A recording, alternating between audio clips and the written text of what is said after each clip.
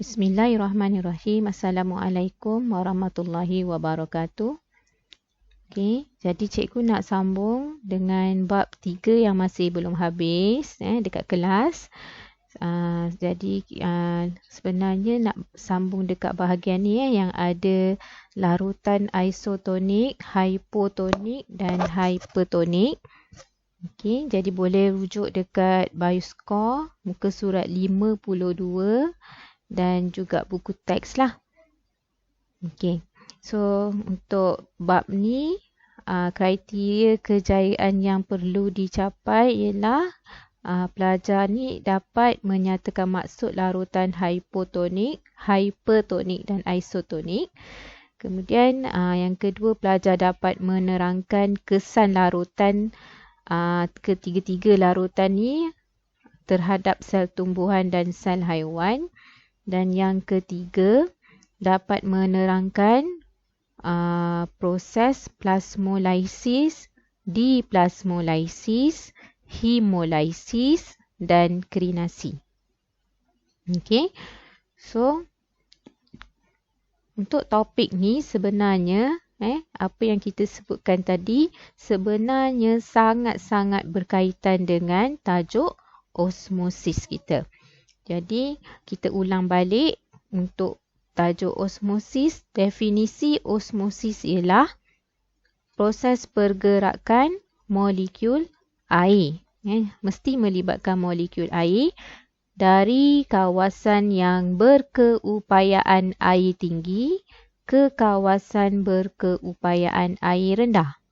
Dan mesti merentasi membran separa telap. Jadi, osmosis mesti melibatkan air yang bergerak. Okey, mesti melibatkan air. Jangan sebut larutan. Salah. Mesti molekul air. Tak sebut molekul pun tak apa. Tapi yang penting air. Dari mana air itu bergerak?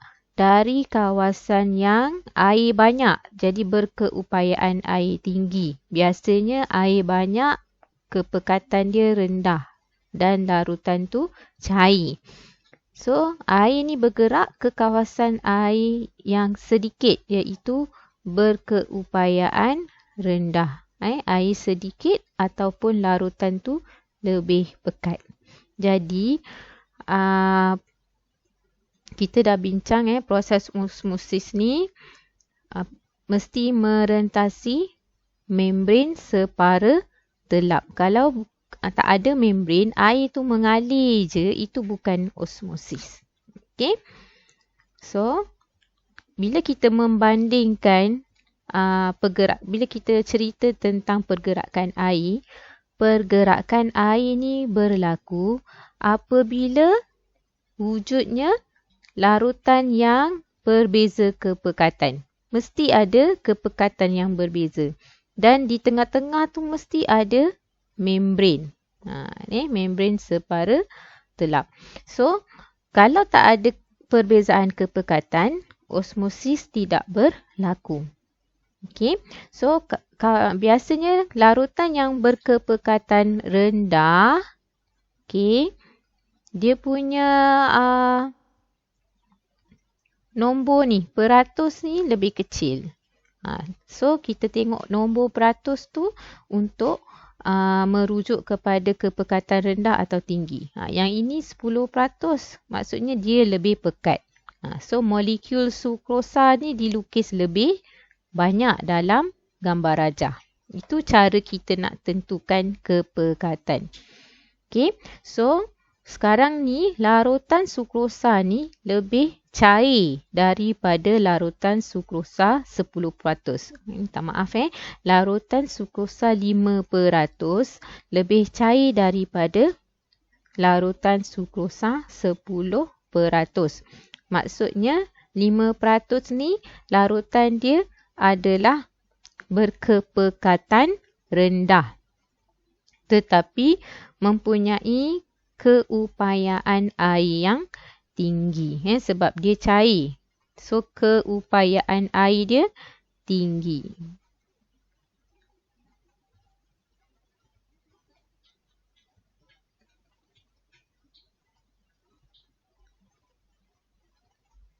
Okey. Jadi untuk istilah keupayaan air ataupun kepekatan ni, kita ada satu lagi istilah iaitu hypotonik. Larutan sukrosa 5% tadi adalah lebih cair dari larutan sukrosa 10%. Ini bermaksud kita boleh gantikan perkataan lebih cair ni dengan perkataan hypotonik. Okay, so hypotonik bermaksud lebih cair. So, dalam ayat kita boleh tulis larutan sukrosa 5% adalah hypotonik berbanding larutan sukrosa 10%. Jadi, kalau dalam jawapan nak tulis hypotonik ni, mesti ada perbandingan. Okey? Kita bandingkan dengan apa? Larutan sukrosa 10%. Okey, maksud cikgu, kalau tulis larutan sukrosa 5% adalah hypotonik, full stop. So, itu salah. Tidak boleh diterima. Jadi, mesti sebut hypotonik berbanding larutan apa. Okey, larutan yang satu lagi.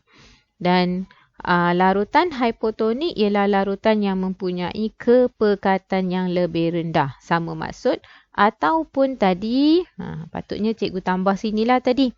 Mempunyai keupayaan air yang lebih tinggi berbanding larutan lain. Maksudnya keupayaan, sebab istilah yang baru diperkenalkan kepada kamulah, keupayaan air yang tinggi. Sebab dia larutan yang banyak air. Okey, boleh faham ya? Okey, yang kedua istilah hypertonik. Okey, hypertonik adalah lebih pekat. Biasanya kita akan tulis larutan sukrosa 10% adalah lebih pekat dari larutan sukrosa 5%. 10% nilai dia ni besar, kan? So, dia lebih pekat. So, perkataan yang boleh digantikan ialah hypertonik. Ada huruf E. Hypertonik. Larutan sukrosa 10% adalah hypertonik berbanding larutan sukrosa 5%. Ataupun, maksud hypertonik ni kepekatan yang lebih tinggi daripada larutan lain ataupun keupayaan air yang lebih rendah. Okay. So, untuk hypertonik menunjukkan dia ni lebih pekat. Pekat dengan apa? Pekat ni dengan bukan air tau. Lebih pekat ni dengan zat terlarut. So, bila pekat dengan zat terlarut, jadi keupayaan air adalah lebih rendah. Okey, yang ketiga ialah larutan yang isotonik. Larutan isotonik bermaksud sama kepekatan. Jadi, kat sini kita ada sukrosa 5% dengan glukosa 5%. 5% itulah kepekatan yang sama. Dan perkataan yang lain kita boleh gantikan ialah isotonik, iaitu mempunyai kepekatan yang sama dengan larutan yang lain. Okey, jadi tiga istilah ni, hypotonik, hypertonik dan isotonik ni akan selalu kita gunakan. Okey, so yang seterusnya ialah kita nak belajar tentang kesan apabila sel, sama ada sel haiwan ataupun sel tumbuhan, dimasukkan ke dalam tiga larutan yang berbeza kepekatan tadi. So, kat sini ada kita mulakan dengan sel darah merah atau sel haiwan. Biasanya sel haiwan kita gunakan sel darah merah. So, sel darah merah ni kita masukkan ke dalam larutan yang hypotonik. Kemudian kita nak tengok apakah kesan dia. Ini ialah gambaran sel tu bila dah masuk dalam larutan yang hypotonik. B ialah larutan isotonik. Dan yang ketiga ialah larutan yang hypertonik. Okey, boleh rujuk dekat buku Bioscore. Okey, untuk setiap sel dikelilingi oleh bendalih ekstrasel. Manakala bendalih yang terdapat dalam sel dinamakan intrasel. Okey, ayat ni bermaksud sel badan kita, tak kisahlah sel darah merah ke apa ke, sel ni bukannya dia duduk dalam keadaan yang kering je, tak ada air, bukan. Dia dikelilingi oleh cecair. So, cecair yang dekat luar kita panggil ekstrasel. Manakala dalam sel biasanya ialah cytoplasma, itu ialah intrasel. Okay. So, dalam cytoplasma ataupun dekat luar sel ni biasanya mengandungi bahan yang terlarut. Okay. Contohnya ialah glukosa dan garam mineral. Okay. Dan sel yang basah ni, oleh kerana dia ada membran, sel ni terdiri daripada membran dia. Okay. So, kat luar ni ada cecair, kat dalam pun ada cecair. So, membran ni memisahkan dua cecair yang kadang-kadang berbeza kepekatan. Jadi, secara semula jadinya, proses osmosis ni akan sentiasa berlaku. Iaitu air sama ada dia masuk dalam ataupun dia keluar ikut keadaan kepekatan sel dekat cecair dekat luar ataupun dekat dalam sel tu. Jadi automatik lah proses osmosis akan berlaku, iaitu pergerakan air merentasi membran plasma bergantung kepada keupayaan air dalam bendalih ekstrasel dan intrasel. Okey, so apakah yang akan berlaku sekiranya eritrosit atau sel darah merah direndam dalam larutan yang hypotonik? Okey, apa maksud hypotonik tadi? Hypotonik tadi ialah larutan yang mempunyai kepekatan yang rendah berbanding larutan lain. Jadi, bila kita masukkan sel darah merah dalam larutan yang hypotonik, maksudnya ialah larutan dekat luar ni,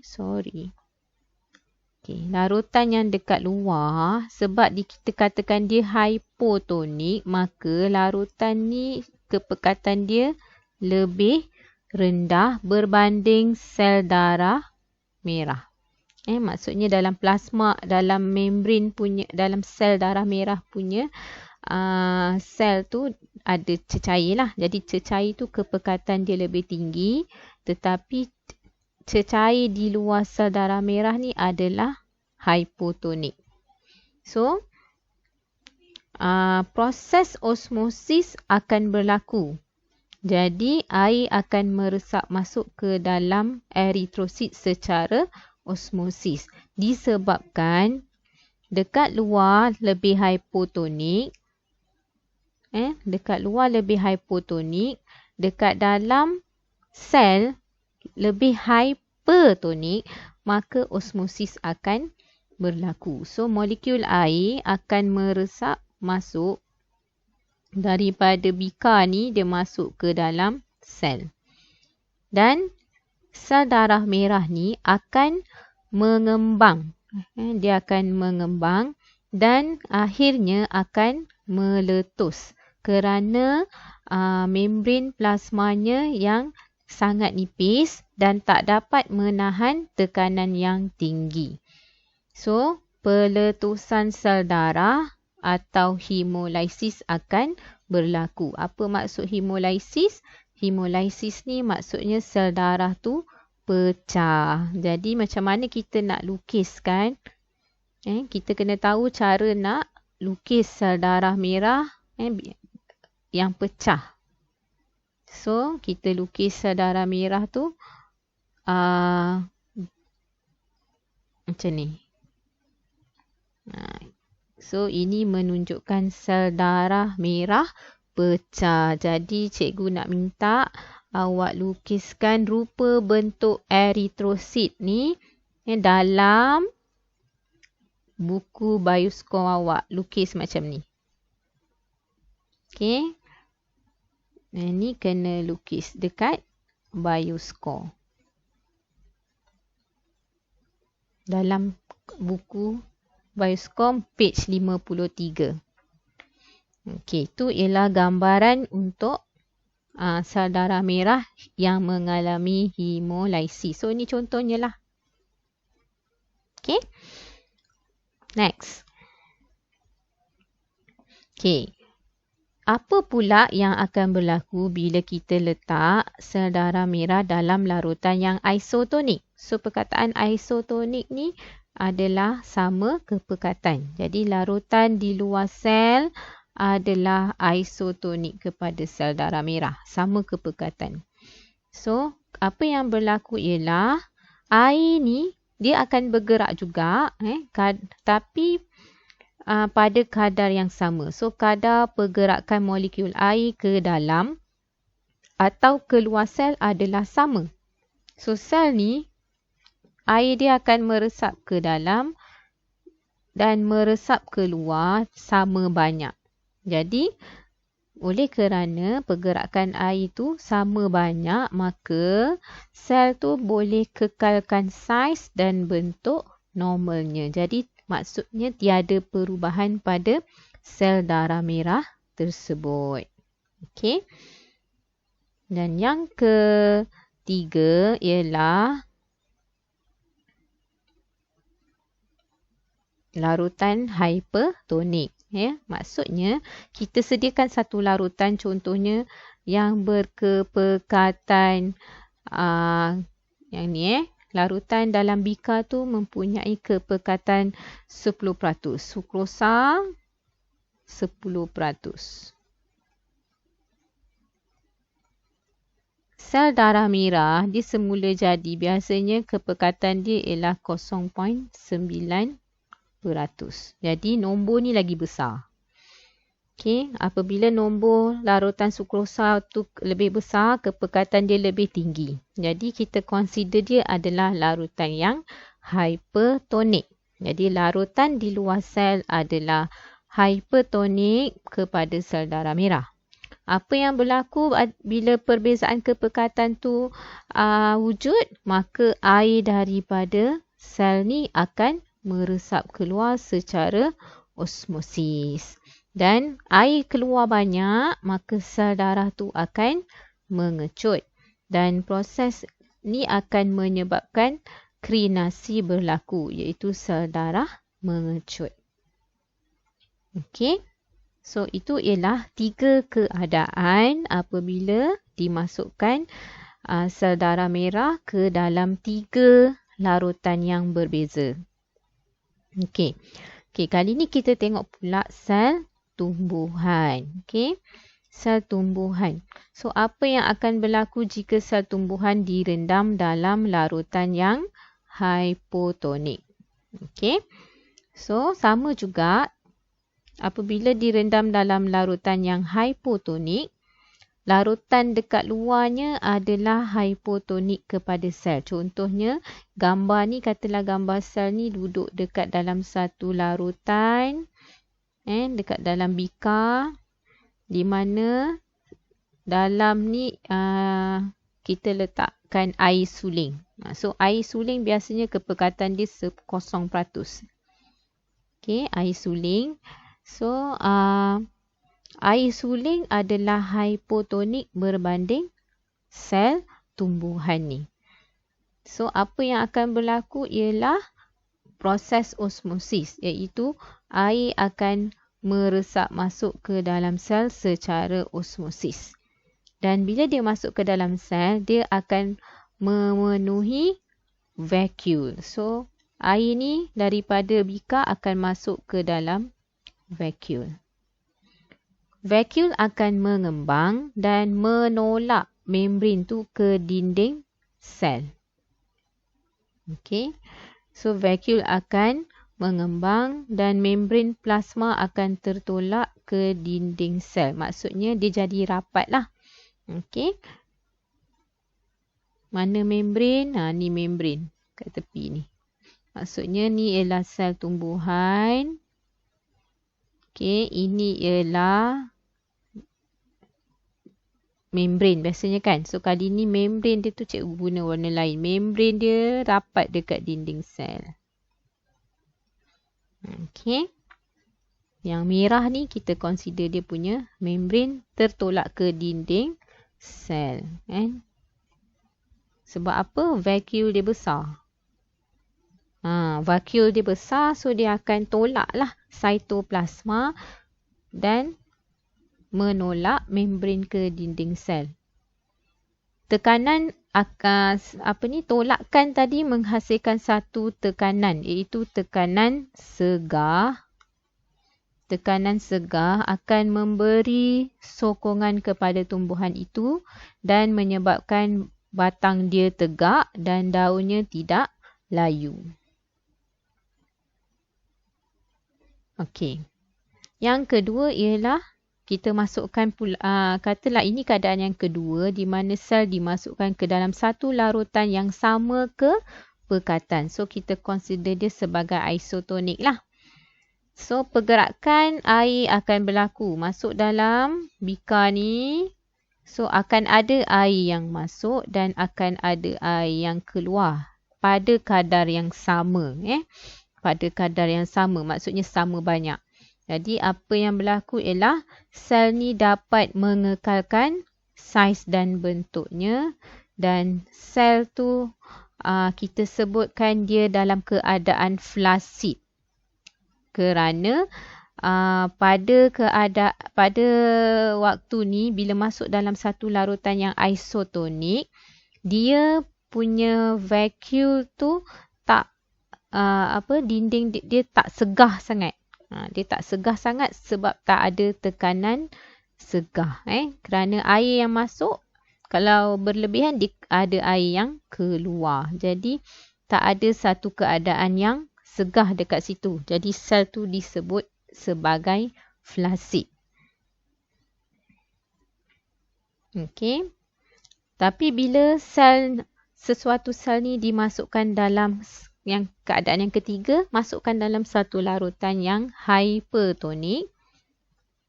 Hypertonik contohnya kat luar ni larutan sukrosa 30%. 30%. So apa yang berlaku ialah air daripada sel dan vacuole akan keluar. Air akan meresap keluar secara osmosis dan menyebabkan vacuole dan cytoplasma mengecut. Membran plasma tertarik jauh dari dinding sel dan kita panggil keadaan dia sebagai plasmolisis. Di mana sel ni menyebabkan dia punya daun dia dengan batang dia jadi lembik lah, melentur ke bawah dan secara tak langsung pokok ni menjadi layu. So, kita ada lukisan yang perlu kita ingat untuk sel yang masuk ke dalam larutan yang hypertonik ni. Okay, yang pertama sekali, katakanlah sel ni ialah sel tumbuhan. Okay, sel tumbuhan. Dinding sel lah. Ini dinding sel dia. Biasanya dalam ni ialah membran kan. Tapi kali ni kita lukis membran ni dengan warna merah.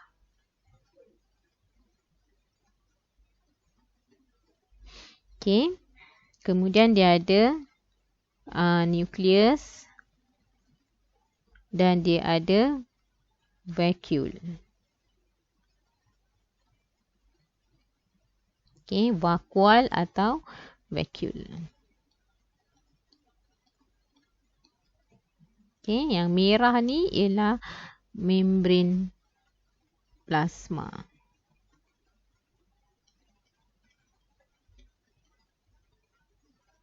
So, apabila kita masuk ke dalam larutan yang hypertonik, dia akan berlaku perubahan. Okay, perubahan di mana sel ni tadi daripada keadaan yang flasid ke ataupun daripada keadaan yang dia segah, banyak air, okay, sel ni akan mengalami plasmolysis, iaitu ni dinding sel dia.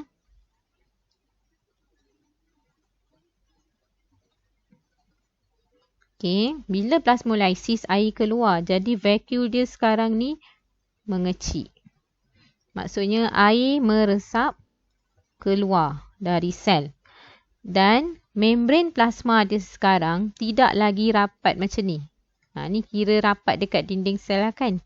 Tapi membran tu dah tertarik ke dalam. So kita lukis macam ni. Hanya sangkut sikit-sikit je, nampak tak? Okay. Nukleus dia mesti duduk dalam membran plasma. Jangan lukis nukleus tertinggal kat luar. Ini salah. Nukleus dia mesti dekat dalam membran plasma. Okay. So, yang lain ni ialah cytoplasma dia. So, sel ni dikatakan sel yang mengalami plasmolysis.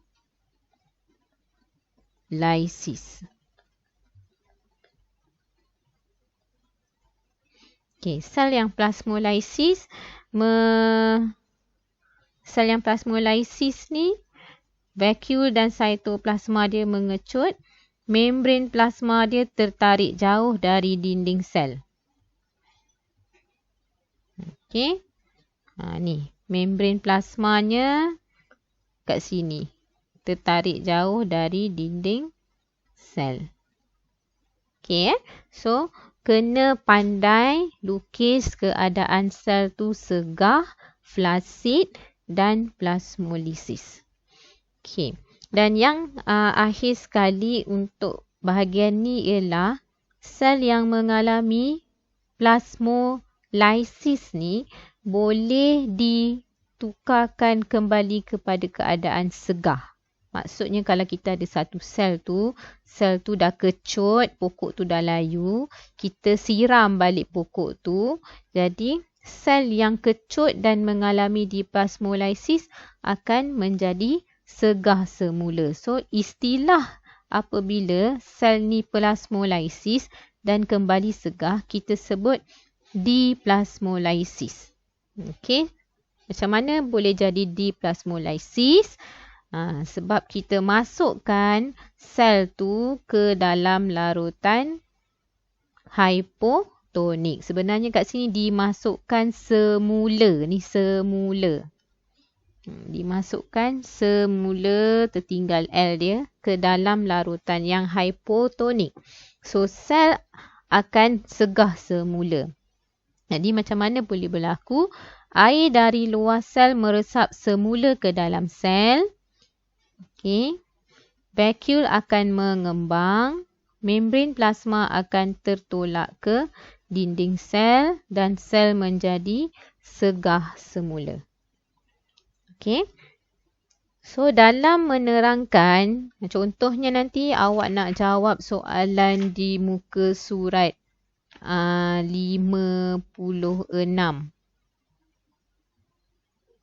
Okay, kita akan cuba, inilah awak cuba buat latihan dulu muka surat 56. Okay, sel tumbuhan. Rajah menunjukkan sel tumbuhan yang direndam dalam 3 jenis larutan. Jadi kita nak menerangkan tu, kita kena pastikan gunakan istilah yang betul. Okay, untuk sel haiwan, perkataan dia ialah hemolysis untuk pecah. Hemolysis untuk pecah. Untuk kecut, krinasi. Tapi untuk sel tumbuhan, dia tak ada istilah pecah. Sebab sel tumbuhan ni bila masuk dalam larutan yang hypotonik, dia tak akan pecah sebab dia ada dinding sel yang kuat. Sebab tu tadi cikgu tak sebut tadi. So, dia tak akan pecah. tapi dia menjadi segah. Dia tak pecah tapi dia segah.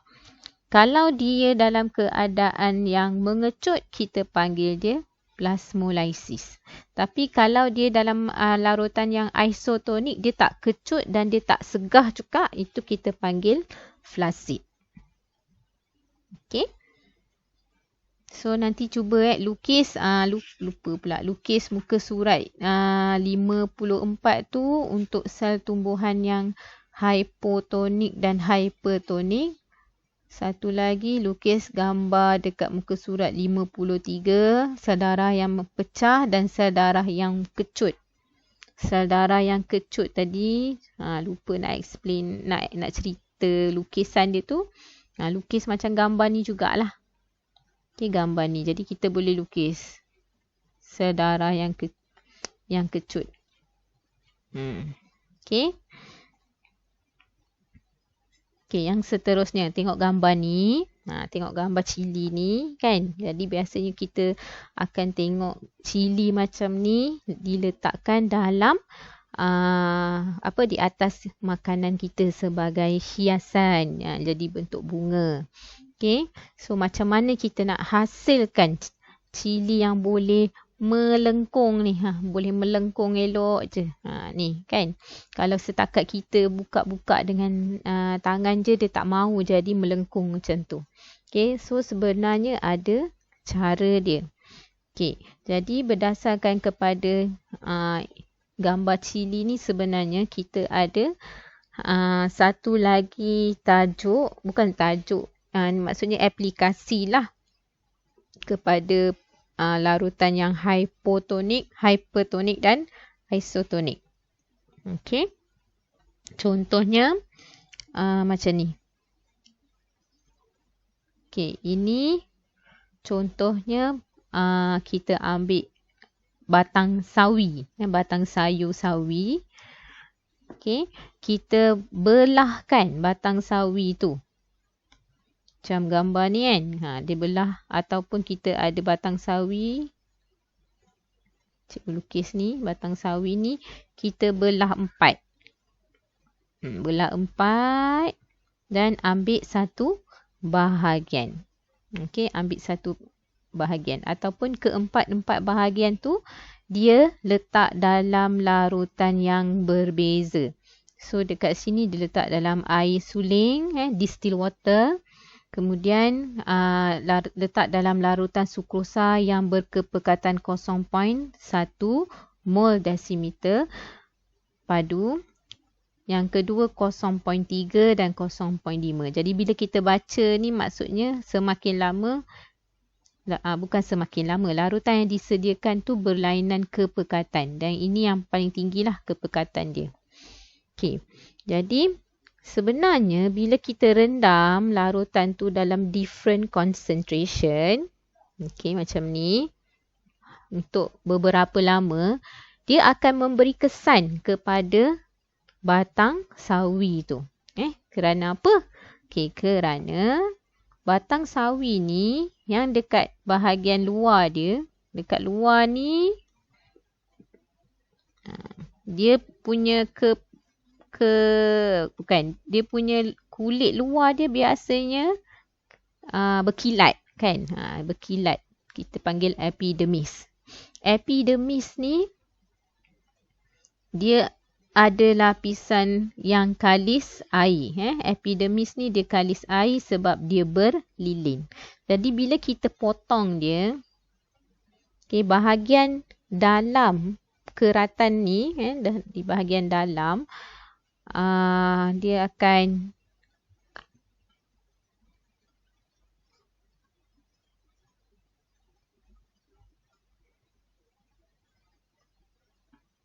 contohnya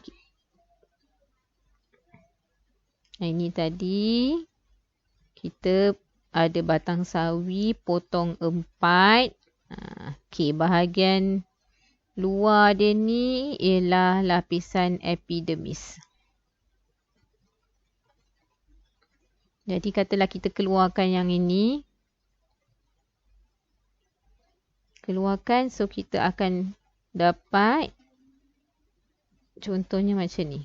Ini epidermis dia. Yang hijau ni.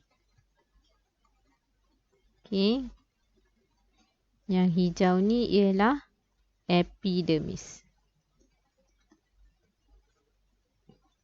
Iaitu bahagian luar dan sifat dia ialah kalis air. Air tak boleh lalu. Air akan blok kat sini. Okey, tapi bahagian dalam ialah empulo. Bahagian dalam kita panggil empulo. Maksudnya bahagian tengah-tengah lah. Tengah-tengah ni semua bahagian empulo yang sifat dia boleh serap air sebab dia tak ada cuticle berlilin. Yang kat luar ni dia ada cuticle berlilin. Cuticle lilin. So, bahagian empulo air boleh masuk. Jadi, bila letakkan dalam larutan yang isotonik, maksudnya yang ini masuk ke dalam larutan yang hypotonik. Okay, masuk dalam larutan yang hypotonik macam air suling. Apa yang akan berlaku ialah air akan meresap masuk ke dalam.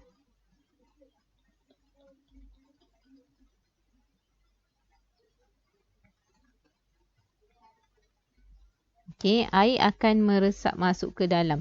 Tapi air tak boleh masuk kot ni, dia blok. So air akan masuk ikut empulo.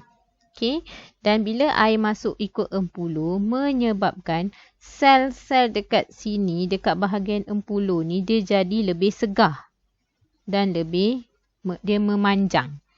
Okey, dan sel dekat epidermis ni dia sebab air tak boleh masuk, dia tak akan jadi segah. So kesannya ialah batang sawi ni tadi akan bengkok macam ni. Sebab sini ialah epidermis yang sel dia lebih kecil-kecil. Ni epidermis yang kecil-kecil. Okay. Tapi sel yang dekat sini dia besar. So, kita dapati bahawa batang dia akan melengkung keluar. Jadi, sama macam diagram ni lah. Ni, yang hijau ni ialah bahagian luar dia. Okay. Yang ini ialah bahagian empulo dia. So, dia akan melengkung macam tu. Okay. Tapi, kalau dalam larutan yang hypertonik, okay, dalam larutan yang hypertonik, masuk dalam larutan yang hypertonik. Okay, daripada batang sawi tu tegak, empulo dia sebelah sini. Ni empulo. Epidermis. Epidermis sebelah sini. Empulo dia yang ni. Ni empulo. Masukkan dalam larutan yang hypertonik, kepekatan 30% sukrosa. So, kesan dia apa yang berlaku?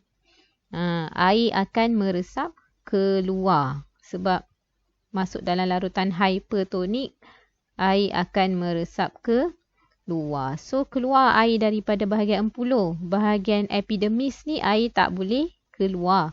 Jadi, batang sawi tu akan bengkok macam ni. Bengkok macam ni. Epidermis dia dekat sebelah sini. Ni epidermis. So, air keluar. Kecut lah. Sel tu mengecut. Okay.